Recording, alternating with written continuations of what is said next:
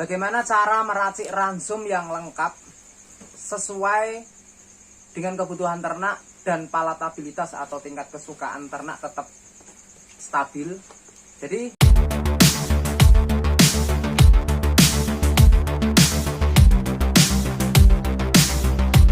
Assalamualaikum warahmatullahi wabarakatuh, sahabat peternak dimanapun Anda berada.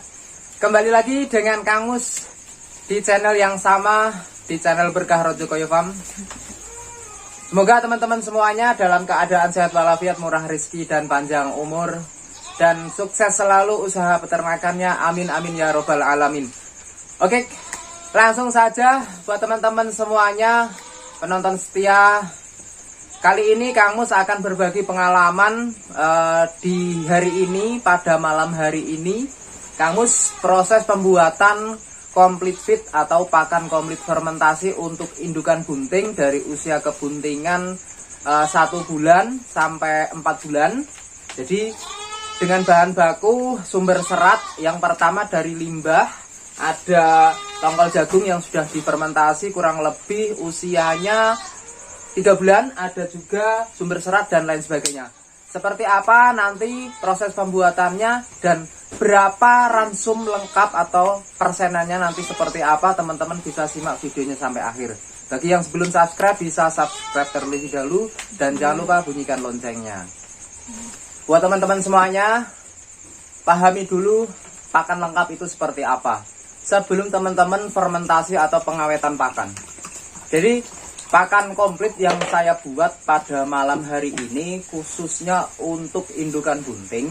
Jadi sekumpulan sumber serat dari limbah ataupun tanaman yang ada di lingkungan sekitar kita, kita bisa manfaatkan untuk sumber serat atau kebutuhan ternak yang ada di kandang kita.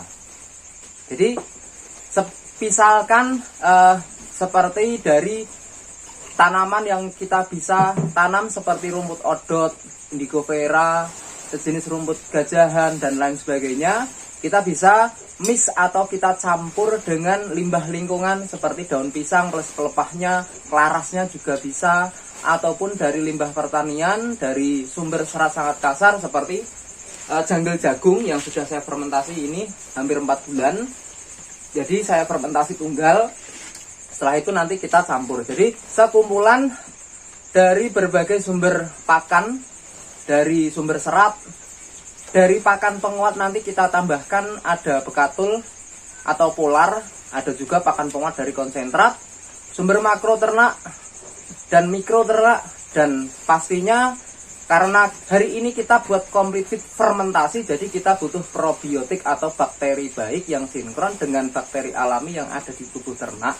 Jadi seketika itu kebutuhan ternak cukup, nah tinggal kita memberikan jatah pakan yang sesuai dengan kebutuhan ternak. Seperti video yang saya kemarin upload, jadi jatah pakan ternak seperti apa, nanti yang belum melihat bisa tonton videonya di deskripsi.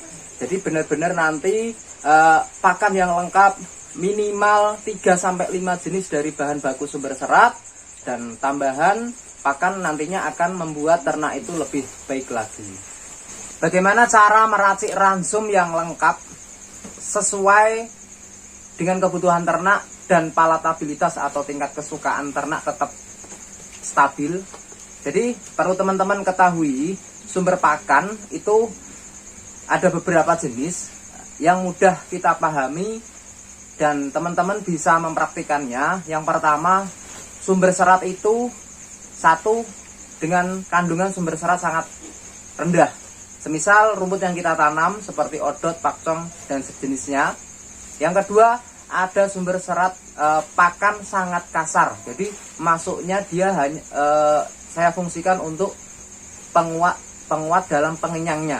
Jadi kebutuhan serat ternak itu berbagai macam jenis itu lebih bagus. Jadi semisalkan dari bahan baku yang saya pakai ini ada rendeng kacang tanah, jadi masuknya sumber pakan kacang-kacangan atau bahasa mudahnya dari rendeng, sejenis rendeng kacang tanah, rendeng kacang panjang dan lain sebagainya. Saya pakai kurang lebih 20%. Terus ada juga pakcong yang notabene dia masuk sumber serat kasar rendah, jadi sesuai dengan kebutuhan ternak ataupun pakan yang paling unggul dari segi pakan hijauan. Jadi saya pakai kurang lebih ada 40%.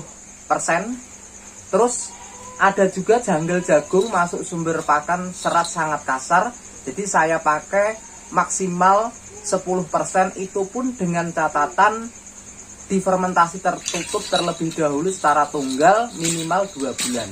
Jadi kita bisa pakai maksimal di angka 10%. Jadi untuk total sumber serat yang saya pakai ini 70%. Terus yang selanjutnya sudah digelar juga, teman-teman melihat dari proses penggelaran. Yang pertama ada sumber serat, terus yang kedua ada sumber pakan penguatnya. Dari karbohidrat saya pakai 10%. Terus yang kedua ada konsentrat PK 13-14% dari konsentrat penggemukan sapi yang ada di lingkungan kami, yaitu saya pakai 20% saja. Terus selanjutnya ada juga premix ataupun kebutuhan makro mikro ternak yang di dalamnya terdiri dari multimineral 7 jenis. Terus ada juga multivitamin dasar dari A, D, dan E, dan ada herbalnya. Buat teman-teman yang menginginkan produknya bisa cek deskripsi. Terus ada juga dari probiotik Winprot yang sinkron dengan bakteri alami yang ada di tubuh ternak. Jadi dari premix saya pakai setengah kilo per 100 kilonya, dan probiotik Winprot bubuk saya pakai 1 on per 100 kilonya. Jadi total ada 100% bahan bakunya. Setelah itu nanti kita campur secara sedikit terlebih dahulu untuk tester kadar airnya. Dari bahan baku yang saya potong kemarin, saya layukan 1 malam, jadi langsung proses chopper. Setelah itu nanti kita campur secara merata dan kita hasil tes untuk kadar airnya seperti apa. Setelah kadar air pas, baru kita campur semuanya, dan setelah itu kita masukkan di dalam tong ataupun plastik yang benar-benar kedap udara, dengan catatan proses pengisiannya padat, dan nantinya kita klem atau tutupkan klemnya, kita rapatkan di waktu pengisian di tongnya, dan jangan lupa tongnya dibalik. Jika teman-teman pakai tempat penyimpanan plastik, usahakan proses penyimpanan plastiknya benar-benar rapat dan tidak bocor. Jadi teman-teman perlu digarisbawahi bahwasanya untuk sumber serat sangat kasar kita minimalisir saja di angka 5-10%, dan untuk serat yang bagus kita bisa upkan atau kita bisa naikkan sebaik mungkin biar kualitas pakan, terus adaptasi atau tingkat kesukaan ternak lebih tinggi, dan juga diimbangi dengan bahan baku pakan penguat serta kebutuhan makro mikro ternak tetap terjaga dengan baik. Akhirnya kebutuhan ternak tercukupi dan teman-teman memudahkan sekali dalam hal penyajian dan pengadaan pakan di kandangnya masing-masing. Untuk penyimpanan dari proses pembuatan, jadi kita bisa peram atau kita fermentasi minimalnya 4 minggu untuk hasil kualitas pakan yang bagus, dan nanti hasil dari proses fermentasi tertutup juga akan menghasilkan kualitas yang baik dengan harga murah, kualitas juga mewah. Jangan sekali-kali teman-teman beranggapan bahwasanya pakan fermentasi pakan yang kurang layak untuk ternak ruminansia, tapi perbaiki ransum pakan yang bagus dari pakan yang lengkap dari sumber serat, karbohidrat ataupun pakan penguat lainnya. Tambahkan multivitamin setiap hari ataupun yang sudah tercampur di pakan komplit fermentasi, dengan perbandingan yang bagus akan menghasilkan kualitas pakan yang bagus. Ketemu berapa nanti di harga pakan komplit fermentasi indukan bunting ini? Nanti akan kamu review di video-video selanjutnya. Dan buat teman-teman yang masih bingung proses praktiknya ataupun proses belajarnya, teman-teman bisa magang dan belajar di kandang berkah Rajogoyo Farm atau ikuti workshop manajemen nutrisi pakan ternak ruminansia. Bisa konfirmasi ke Kang Mus WA di bawah ini atau cek deskripsi, biar teman-teman tidak hanya menonton video Kang Mus tapi tahu proses pembuatan aslinya di kandang Kang Mus itu seperti apa. Jangan pernah takut untuk melangkah, biar teman-teman tahu prosesnya itu lebih indah daripada kita mencari yang instan tapi kita tidak tahu prosesnya seperti apa. Yang kita tahu cuman hasilnya. Tapi belajarlah dan selalu lebih baik lagi untuk menghasilkan usaha yang lebih baik lagi dari sebelumnya.